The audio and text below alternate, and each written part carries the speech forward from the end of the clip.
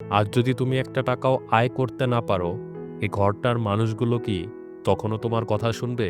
ভিডিওটা স্কিপ করো না, কারণ এই সত্যটা কেউ তোমার মুখের উপর বলে না। তুমি প্রতিদিন সকালবেলা বের হও, রোদ, বৃষ্টি, ক্লান্তি কিছুই দেখো না, কারণ তোমার মাথার ভেতরে একটাই চিন্তা, আমার পরিবারটা যেন কষ্ট না পায়। তুমি নিজের শখ বাদ দাও, নিজের স্বপ্ন থামাও, নিজের সময় বিলিয়ে দাও।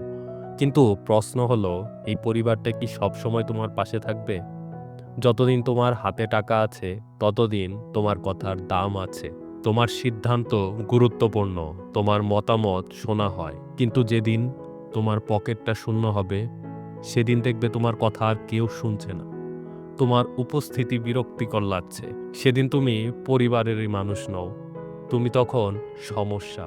আজ যাদের জন্য তুমি জীবন থামিয়ে রেখেছ, একসময় তারাই বলবে, তুমি তো আগের মতো না, তুমি কিছু করতে পারছো না কেন?